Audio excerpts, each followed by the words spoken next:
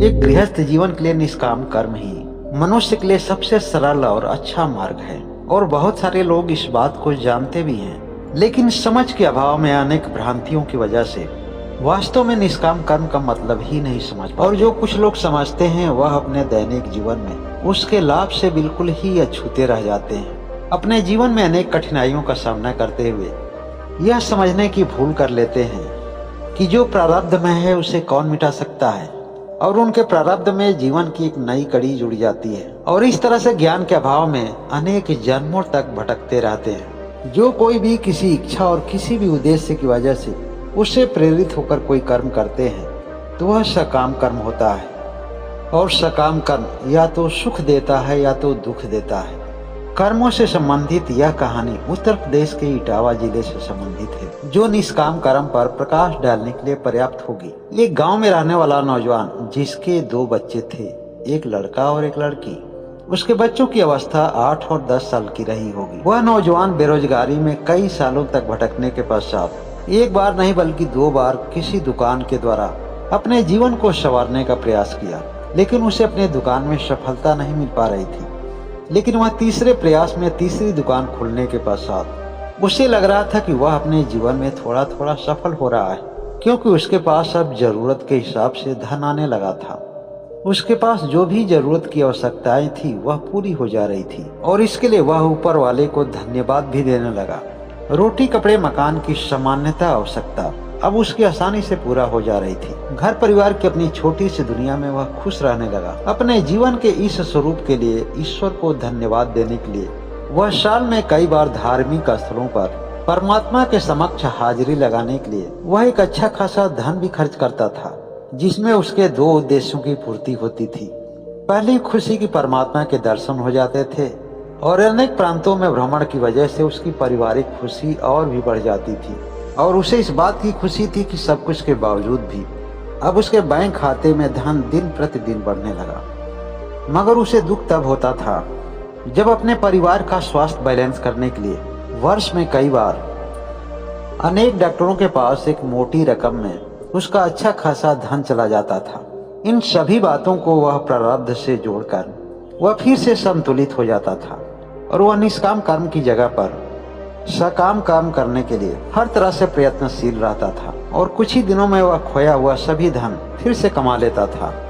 लेकिन उसी के गांव में रहने वाला एक बुजुर्ग आदमी था, जो किसान होते हुए भी कर्म सिद्धांत को मानता था। उसका मानना था कि आदमी का प्रारब्ध जरूर होता है, उसकी किस्मत जरूर होती है, लेकिन वर्तमान का कर्म उसकी किस्मत को काफी हद तक प्रभावित करते हैं। यह सारी बातों को जानते हुए भी वह उस नौजवान को कभी राय मशवरा नहीं दे सकता था। वह नौजवान उस बुजुर्ग किसान का सम्मान भी करता था, औरों के ज्ञान का भी सम्मान करता था, उसे बड़े ध्यान से सुनता भी था, समझता भी था।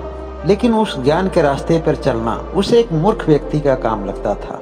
वह शेयर तो नहीं करता था, लेकिन उसकी आंतरिक मानसिकता यही थी कि इस तरह की बातों पर चलना एक केवल गंवारपन हो सकता है। अगर उसके समक्ष कभी हैरान परेशान और भिखारी आ जाए और उसे मदद की अपेक्षा रखे, तो वह उसके कर्मों का दोष बताकर अपने कर्मों से मुक्त हो जाता था। हफ्ते में एक दिन वह नौजवान अपनी दुकान को बंद रखता था। उसी दिन वह बुजुर्ग किसान उसके पास आया और उस नौजवान से कहा कि बेटा, मैं चलने में असमर्थ हूँ, क्या तुम मुझे कुछ दूर एक स्थान पर अपने वाहन से छोड़ दोगे? उस नौजवान ने स्वीकार कर लिया और वह बूढ़ा किसान एक महात्मा के आश्रम पर पहुंचाने के लिए कहा। वह नौजवान और बूढ़ा किसान उस आश्रम पर पहुंच गए। वहां पर पहले से ही लोगों की काफी संख्या भरी हुई थी। उस आश्रम पर पहुंचकर उस नौजवान को बड़ा ही अच्छा लगा, क्योंकि वह हर धार्मिक स्थलों की कद्र करता था और उसे वहां पहुंचकर बड़ा ही अच्छा लगता था। वह बूढ़ा किसान और नौजवान दोनों ही उस ज्ञान सभा में स्थान लेकर बैठ गए। महात्मा की ज्ञान सभा शुरू हुई और उस ज्ञान सभा से एक आदमी खड़ा हुआ। वह आदमी एक छोटा सा व्यापार करता था और उस व्यापारी आदमी ने अपने जीवन की सभी समस्याओं को महात्मा जी से कह डाला। नौजवान को यह जानकर ताज्जुब हुआ कि उस व्यापारी आदमी की जीवनी इस नौजवान के जीवनी से मिलती जुलती थी।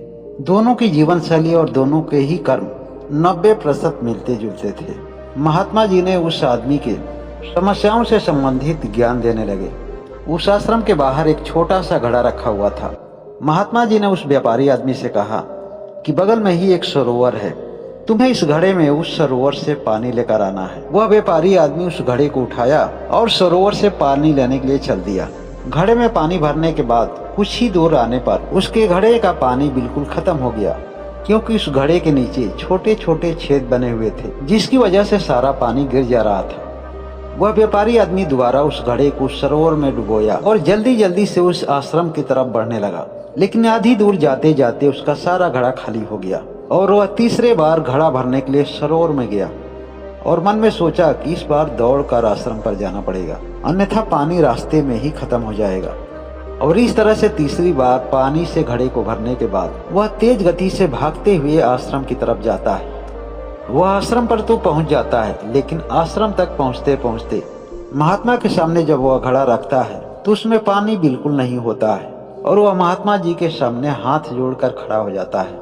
व्यापारी आदमी कहता है कि हे गुरुदेव, मुझे क्षमा कर दें, मैंने बुद्धि भी लगाई और बल भी लगाया, शारीरिक मेहनत के साथ साथ हमने मानसिक मेहनत भी किया, फिर भी मैं असफल रहा, कृपा करके मेरा मार्गदर्शन करें। महात्मा जी ने मुस्कुराते हुए कहा, तुमने बुद्धि और विवेक के साथ साथ अपने शारीरिक बल का भी प्रयोग किया, इस बात की मुझे बेहद खुशी है। लेकिन तुम्हें इस बात पर भी गौर करना चाहिए, जब तक उस घड़े के नीचे छोटे छोटे छेद रहेंगे तब तक भला तुम उसमें पानी कैसे भर पाओगे। तुमने उसके लिए कोई भी प्रयास नहीं किया। तुम इस छोटे से प्रयास के अभाव में तुम चाहो तो जीवन भर ही प्रयास करते रहो, सफलता कभी भी संभव नहीं है। अपने आप को कर्म करते हुए तुम ही देखोगे, सारे लोग भी तुम्हें देखेंगे, फिर भी अंत में तुम अपने घड़े को खाली ही पाओगे। इस घड़े में पानी भरने के जैसे हमारे जीवन में बहुत सारे कर्म हैं। हम अपना पूरा ध्यान अधिक से अधिक कर्म करने में ही लगाते हैं, लेकिन अपनी समझ की वजह से उन छोटे छोटे छिद्रों की तरफ हमारा ध्यान कभी नहीं जाता है। समझदार और नासमझ लोग दोनों ही उसी परमात्मा की संतान हैं। नासमझों को समझ का रास्ता देने के लिए, उसे सहारा देने के लिए, उसे उसके सही मार्गों पर लाने के लिए परमात्मा यहाँ चलकर खुद कभी नहीं आता है। समझदार लोगों को समझ इसीलिए दिया है। आप और आपके दोस्त और आपके मित्र सब उसी की संतान हैं, इसलिए ना समझों को भी समझें। यही आपकी समझदारी है और यही आपका मानव धर्म भी। इन सभी बातों को किस हद तक स्वीकार करते हैं, कमेंट करके जरूर बताएं। परमात्मा आप सभी लोगों को स्वस्थ रखे और सद्बुद्धि प्रदान करे। इस पूरे जगत के लिए यही मेरी मंगल कामना भी है।